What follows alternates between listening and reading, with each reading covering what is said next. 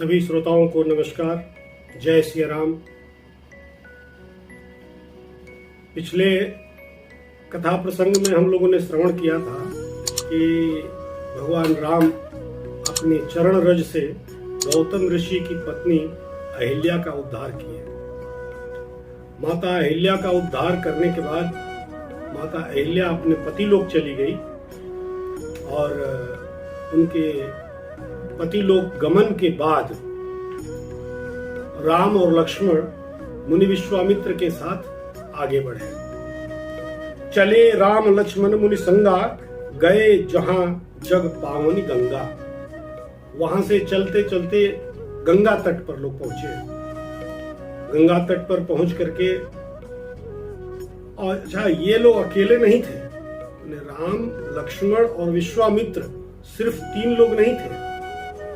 इस चौपाई से यही लगता है कि चले राम लक्ष्मण मुनि संगा, गए जहां जग पावनी गंगा। इस चौपाई से ऐसा परिलक्षित होता है कि राम लक्ष्मण विश्वामित्र सिर्फ 3 लोग थे, परंतु गोस्वामी जी की अगली जो चौपाई है, उस अगली चौपाई में गोस्वामी जी इसका खुलासा करते हैं कि और भी लोग साथ में थे।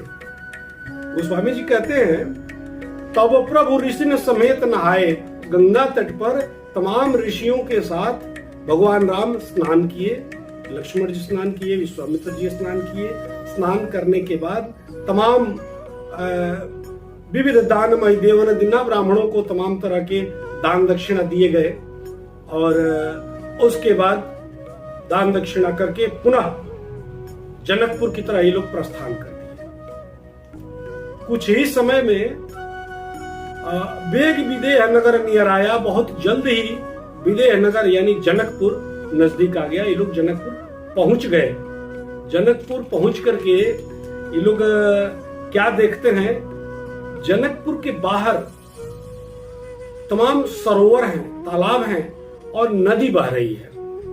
और उस सरोवर के किनारे किनारे और नदी के किनारे किनारे तमाम टेंट लगे हुए हैं, रावटी लगी हुई है, पंडाल लगे हुए हैं, जो उस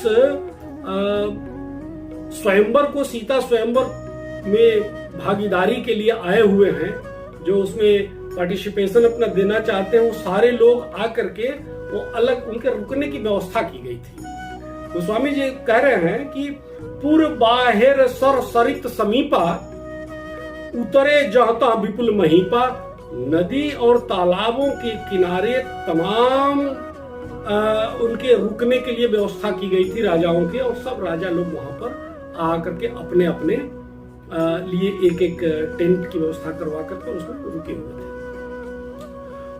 वहीं पर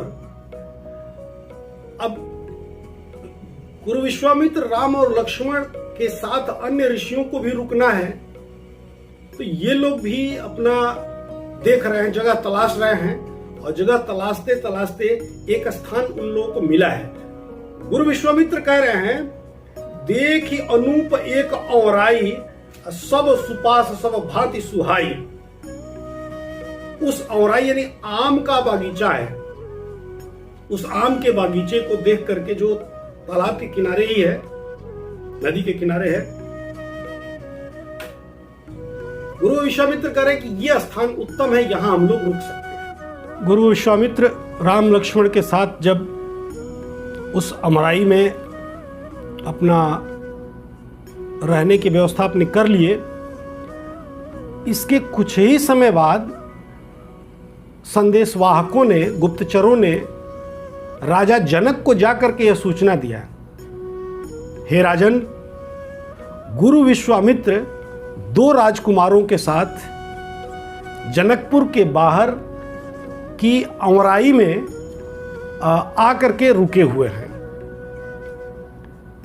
जैसे ही राजा जनक ने सुना गुरु विश्वामित्र आए हैं, राजा जनक की खुशी का ठिकाना नहीं। राजा जनक गुरु विश्वामित्र से मिलने के लिए चल दिए, उनका स्वागत करने के लिए चल दिए।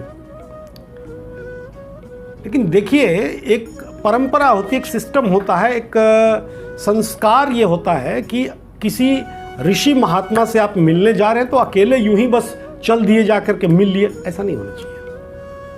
किसी बड़े आदमी से आप मिलने जा रहे हैं तो उस हिसाब से अपने साथ आपको लोगों को ले जाना होगा। तो राजा जनक भी लेकर चल रहे हैं। किन किन लोगों को लेकर चल रहे हैं? कौन कौन लोग राजा जनक के साथ गुरु विश्वामित्र से मिलने के लिए जा रहे हैं, उनकी अगवानी में जा रहे हैं?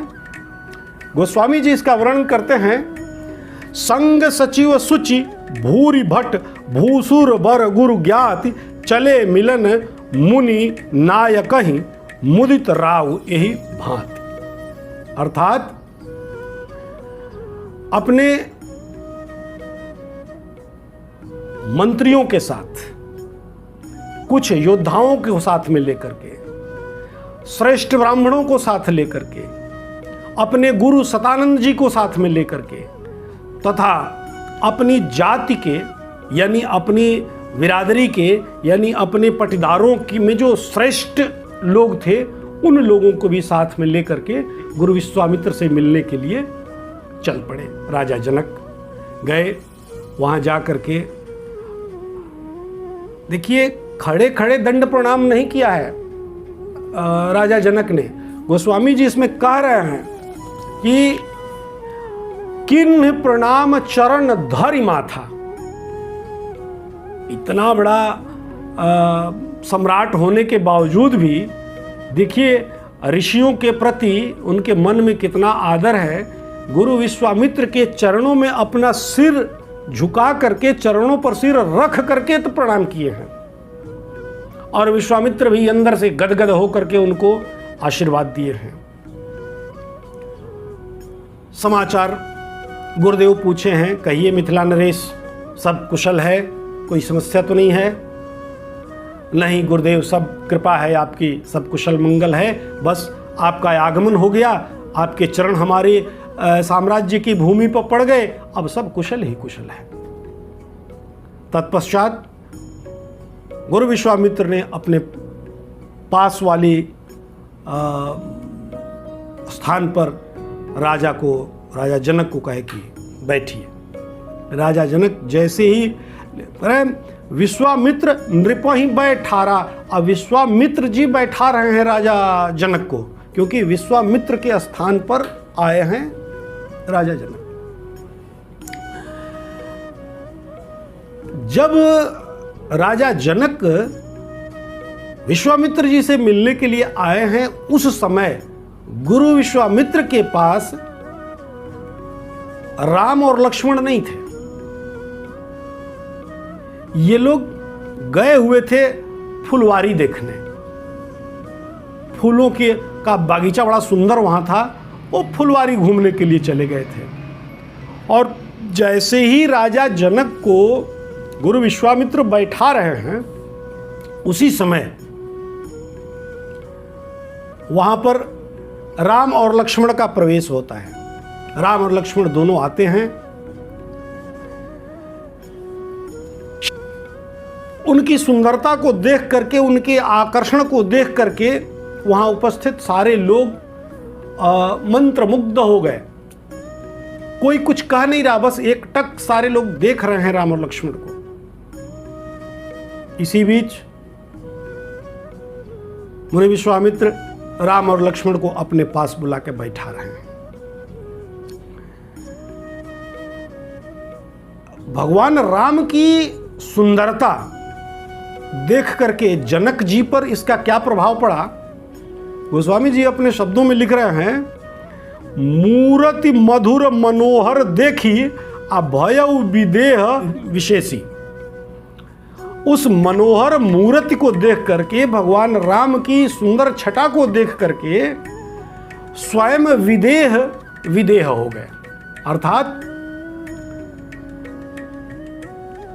भगवान राम को देखने के बाद राजा जनक जो है, उनका नाम विदेह भी है, विदेह जो हैं बिना देह के हो गए, यानी उनकी सुंदरता में इतना मगन हो गए, भगवान राम को देखने में इतना मगन हो गए कि उनको अपने शरीर की सुध बुध नहीं रही। थोड़ी देर बाद जनक जी को लगा कि मैं भटक रहा हूं रास्ते से, मेरा मन जो है भगवान राम में रमता चला जा रहा है, जिस काम के लिए आया हूं वो काम रह जाएगा। अतः अपने मन को खींच करके बाहर लाते हैं और पूछते हैं विश्वामित्र जी से, हे गुरुदेव, हे ऋषि श्रेष्ठ, कहु नाथ सुंदर दो बालक, मुनिकुल तिलक कि नृपकुल पालक। हे मुनि श्रेष्ठ, क्या ये दोनों बालक ऋषि बालक हैं या कोई राजकुमार हैं?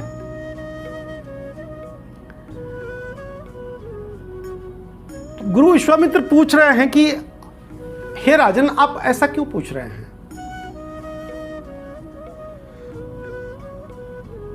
तो जनक जी कह रहे हैं कि ब्रह्म जो निगम नेति कहि गावा, आ उभय वेश धरि को सुई आवा, सहज विराग रूप मन मोरा, थकित होत जिम चंद चकोरा, आ ताते प्रभु पूछौ सति भाऊ, कहौ नाथ जन करे दुराऊ।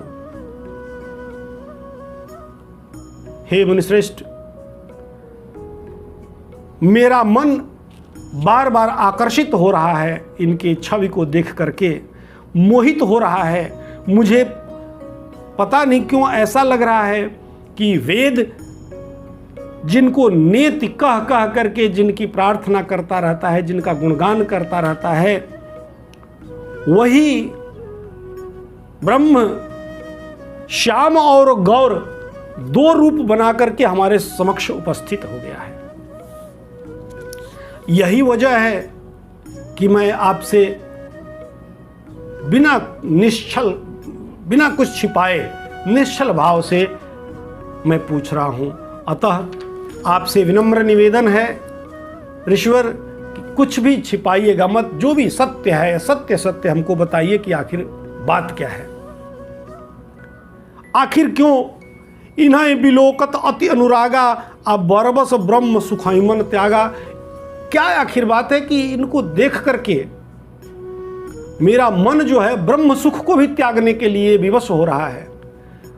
एक टक इन्हीं मूर्ति को देखते रहे, बस यही मन कह रहा है। गुरु विश्वामित्र मुस्कुराते हैं, हंसते हैं और कहते हैं, कह मुनि बिहसी कहे नृप नीका, अब वचन तुम्हारा न होई अलीका। गुरु विश्वामित्र कह रहे हैं कि हे राजन, आप जो कह रहे हैं बिल्कुल यथार्थ सत्य है, आपकी बात कभी झूठी हो ही नहीं सकती है। अब थोड़ा सा यहां पर मामला गड़बड़ होने लगा है।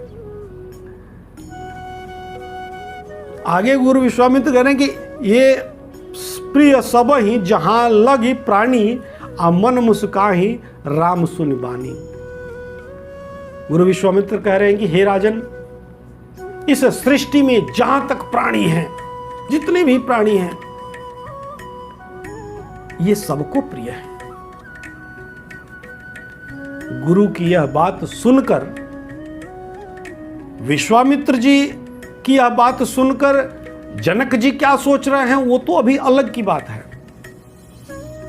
भगवान राम का यह रामावतार गुप्त रूप अवतरे प्रभु, ये भगवान गुप्त रूप में अवतार लिए हैं। अब उनको खतरा महसूस होने लगा है, कहीं ऐसा न हो कि भाव विह्वल होकर के, भाव में विभोर होकर के गुरु विश्वामित्र भेद खोल दे कि हाँ मैं वही ब्रह्म हूं। अतः गुरु विश्वामित्र की तरफ देख करके भगवान राम एक रहस्यमयी मुस्कान देते हैं। उस मुस्कान में वह एक निवेदन करते हैं गुरु से कि हे गुरुदेव, आप भेद न खोले कृपया। गुरु विश्वामित्र इस बात को समझ जाते हैं और तुरंत बात को बदलते हैं। कहते हैं, हे राजन, रघुकुल मणि दशरथ के जाए, ममहित लाग नरेश पठाए। ये दोनों बालक अयोध्या नरेश राजा दशरथ के पुत्र हैं। इनका नाम राम है, इनका नाम लक्ष्मण है।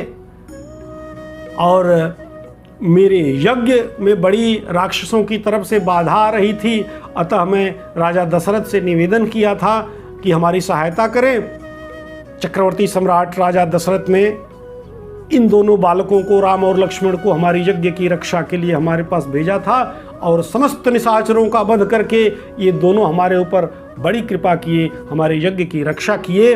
और तदुपरांत ये आपके यहाँ यज्ञ देखने, धनुष यज्ञ देखने आए हैं।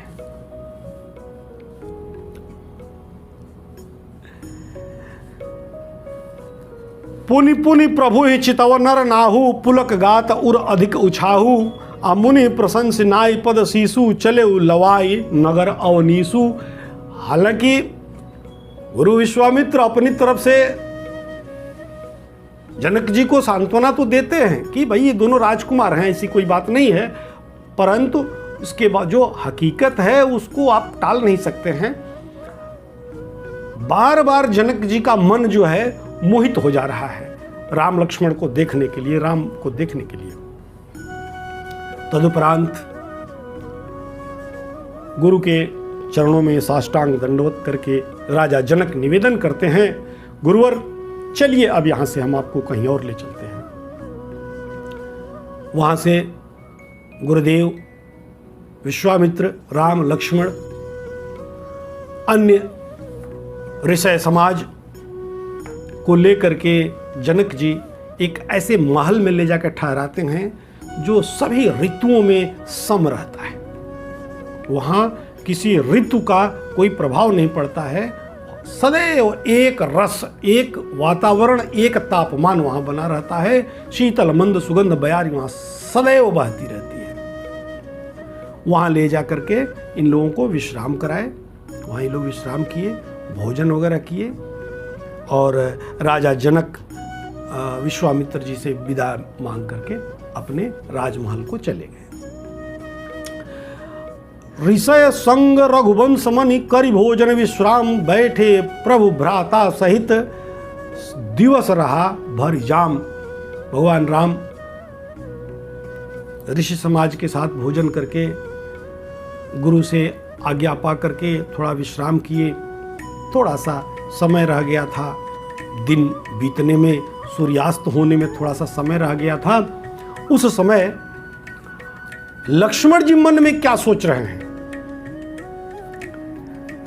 लखन हृदय लालसा विशेषी, जाय जनकपुर आइए देखिए। लक्ष्मण जी सोच रहे हैं कि काश ऐसा होता कि थोड़ा हम लोग, इतना सुंदर नगर है, इसको अंदर से घूम करके देखते तो कितना अच्छा लगता। लेकिन प्रभु भय, भगवान राम का भय है कि भैया के रहते मैं कैसे कह दूं कि मैं जा रहा हूं घूमने।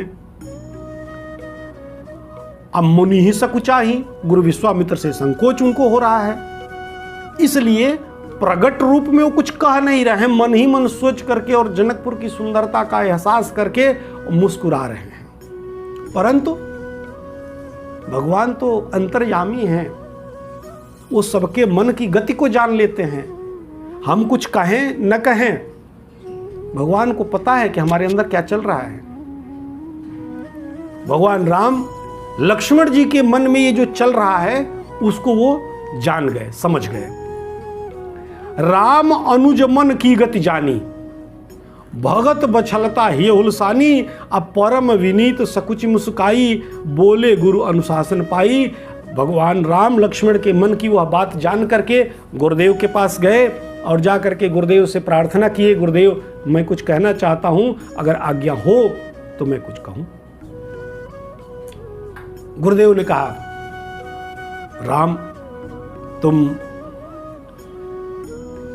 धर्म सेतु के पालक हो, तुम ही ऐसा काम कर सकते हो जो अभी कर रहे हो, कहो क्या चाहते हो।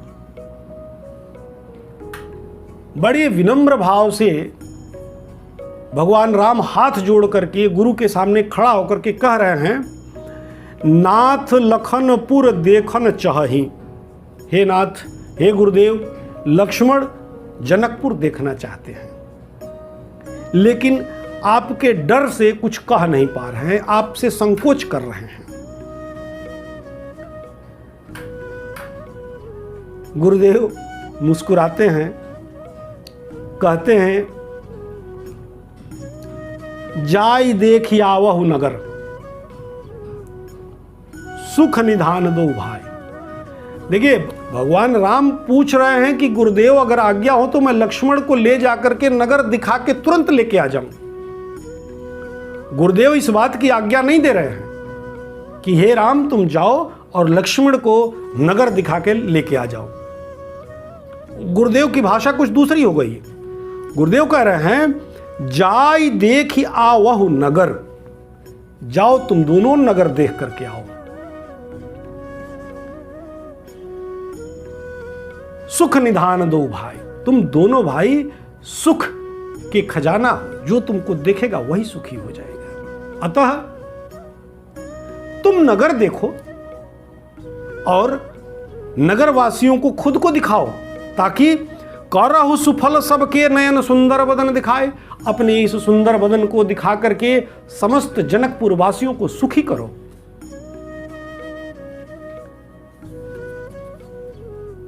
गुरु की आज्ञा पा करके राम लक्ष्मण दोनों लोग जनकपुर में प्रवेश करते हैं। गांव की गलियों में, बीथियों में कुछ बालक खेल रहे हैं, कूद रहे हैं, दौड़ रहे हैं। जैसे ही भगवान राम और लक्ष्मण को बच्चों ने देखा, अपने आप को बच्चे रोक नहीं सके। बालक वृंद देख यति शोभा, लगे संगलोचन मन लोभा, और दौड़ करके उनके साथ हो गए। और बच्चे कभी उनकी उंगली पकड़ के इधर खींच रहे हैं, कभी उधर खींच रहे हैं। बच्चे उनको चलिए हम आपको नगर दिखाते हैं, चलिए हम आपको वो नगर दिखाते हैं। कोई बच्चा कह रहा है कि ये देखिए, कोई बच्चा कह रहा है वो देखिए। सब ऐसे घुमा घुमा के दिखा रहे हैं। और प्रेम के वश में होकर के भगवान राम, अब सोचिए, जो जिसके संकल्प मात्र से इस सृष्टि का सृजन और लय दोनों हो जाता है, वह प्रेम में इतने विवश हो जाते हैं कि बच्चे उनका हाथ पकड़ करके खींच के जहां मर्जी वहां लेके जा रहे हैं और वो चल रहे हैं। और यह सूचना कि दो राजकुमार जनकपुर घूमने आए हैं, बड़े सुंदर हैं, बड़े आकर्षक हैं, गुरु विश्वामित्र के साथ आए हैं, यह जैसे ही समाचार देखन नगर भूप सुत आए, समाचार पुरवासिन पाए, अधाये धाम काम सब त्यागी, मनहु रंक निधि लूटन लागी। जैसे ही इन लोगों को पता चला, नगरवासियों को, पुरवासियों को पता चला कि दो राजकुमार घूमने आए हैं नगर को, बड़े ही आकर्षक मनमोहक हैं, समस्त नागरिक जनकपुर के अपना काम छोड़ करके, घर द्वार सब छोड़ करके दौड़े। सब इनका दर्शन करने के लिए समस्त लोगों को दौड़ना देख करके साधक को ऐसा लग रहा है जैसे कुछ रंक लोग हैं और कहीं निधि लुटाई जा रही है, खजाना कहीं लुटाया जा रहा है, जो जितना लूट सके लूटे और लूटने के लिए लोग दौड़ रहे हैं। वैसे ही समस्त जनता जनकपुर की भगवान राम को देखने के लिए दौड़ पड़ी है। जो लड़के हैं, जो सयाने लोग हैं, जो वृद्ध लोग हैं, वो तो अपने घर और काम को छोड़ करके नगर की बीथियों में, नगर की गलियों में आकर के दर्शन कर रहे हैं, उनके पीछे पीछे चले जा रहे हैं।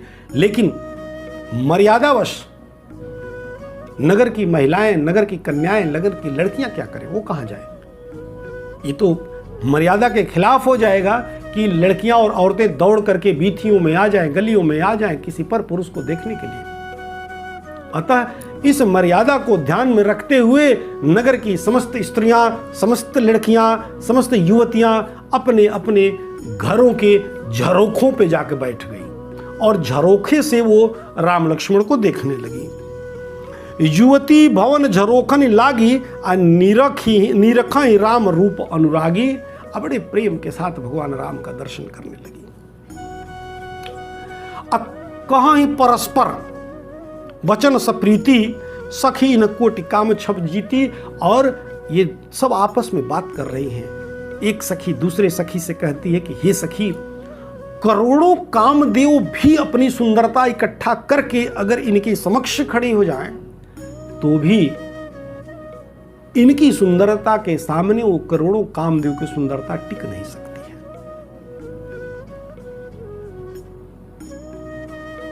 इस सृष्टि के तीन सर्वोत्तम पुरुष ब्रह्मा, विष्णु और महेश अति सुंदर अति रूपवान हैं, परंतु इनके सामने जब उनके ऊपर दृष्टिपात करते हैं, जब उनको देखते हैं तो लगता है कि वो कुछ नहीं है लोग।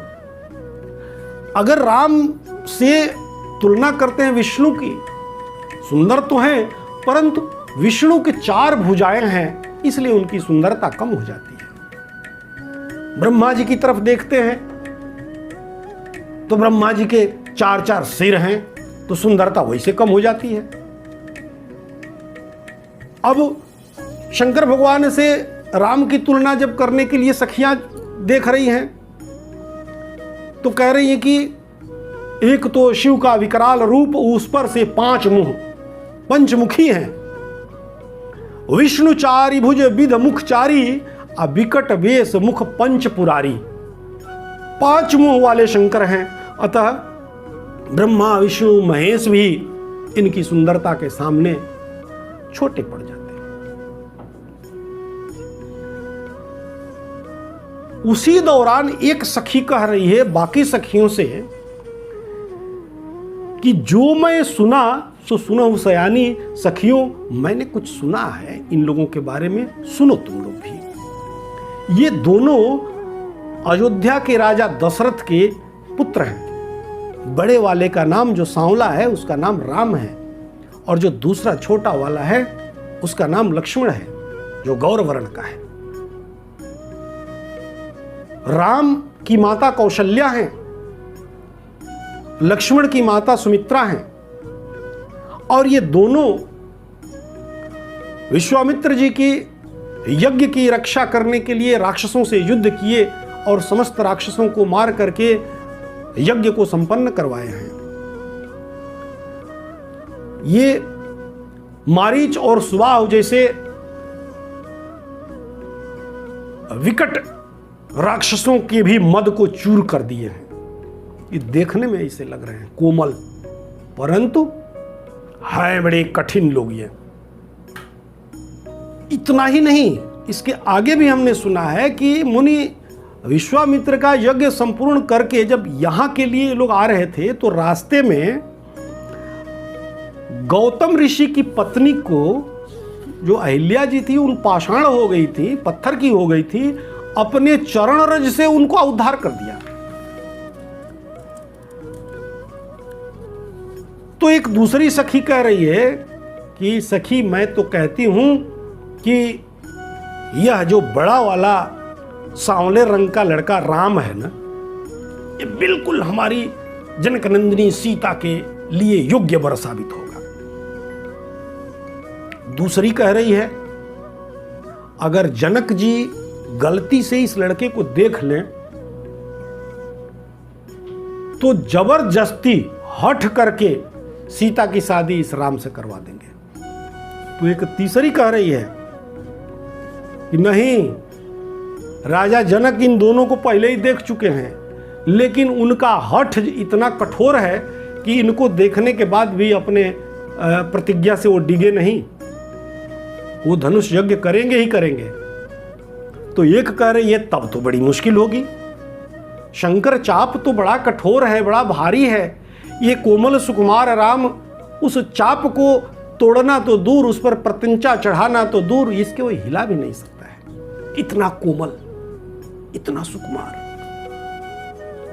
तो एक दूसरी सखी कह रही है बड़ प्रभाव देखत लघु ओहई, कि इनका प्रभाव बहुत बड़ा बड़ा देखने को मिला है। ये देखने में छोटे हैं, देखने में कोमल है, लेकिन इन लोगों का प्रभुत्व जो है बहुत महान है, अतः ये तोड़ सकते हैं। जो अपने चरण रज से अहिल्या को तार सकता है वो इस धनुष को भी तोड़ सकता है। ऐसे झरोखे से सब युवतियां अपने अपने हिसाब से बात कर रही हैं, और ये दोनों राजकुमार अपने उन बाल वृंदों के साथ गलियों से गुजरते हुए इधर उधर घूमते सब देख रहे हैं, नगर देख रहे हैं। और नगर देखते देखते नगर की एकदम पूर्व दिशा में जहाँ यज्ञशाला बनी हुई है वहाँ पर ये लोग पहुँच गए। बड़ी सुंदर यज्ञशाला, कहाँ राजा जनक बैठेंगे, कहाँ राजमहल की युवतियाँ बैठेंगी, कहाँ आम जनता बैठेगी, कहाँ धनुष रखा जाएगा, कहाँ जो धनुष यज्ञ में हिस्सा लेने आए हैं लोग, वो राजा लोग कहाँ बैठे, सारे स्थान बड़ी रुचिपूर्ण तरीके से बनाया गया था। और उस यज्ञशाला में भी जो बच्चे छोटे छोटे थे वो इन लोगों का हाथ पकड़कर इधर उधर खींच रहे हैं कि इधर आइए भैया, इधर आइए भैया, इधर आइए, राम जी इधर आइए, वो इधर आइए।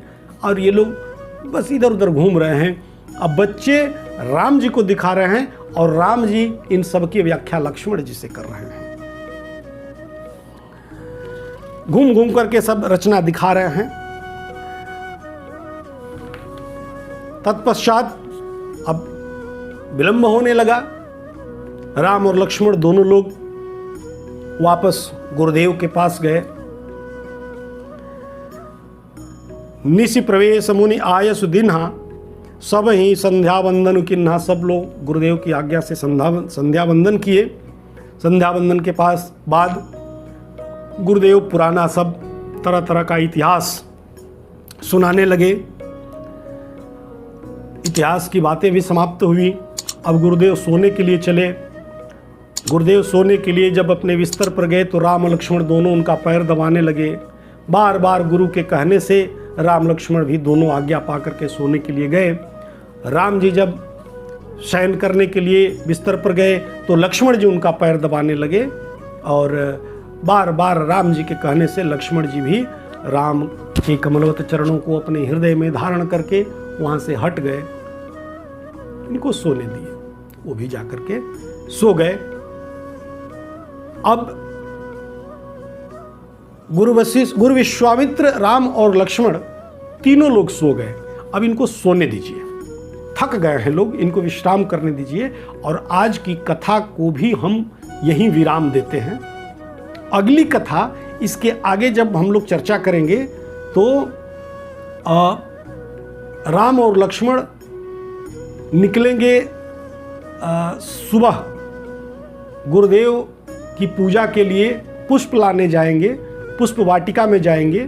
और कल अर्थात अगले कथा में हम लोग देखेंगे कि पुष्प वाटिका में राम लक्ष्मण पुष्प लेने जाते हैं और उसी वाटिका में माँ पार्वती का मंदिर है, उसमें पूजा करने के लिए जनक नंदिनी सीता जी आ रही हैं और सीता जी राम को और राम जी सीता को देख रहे हैं।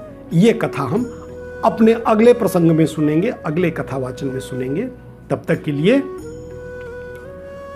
जय सिया राम। सर्वे भवन्तु सुखिनः, सर्वे सन्तु निरामया, सर्वे भद्राणि पश्यन्ति मा कश्चित् दुःखभाग् भवेत्। जय सिया राम, जय सिया राम, जय श्री राम।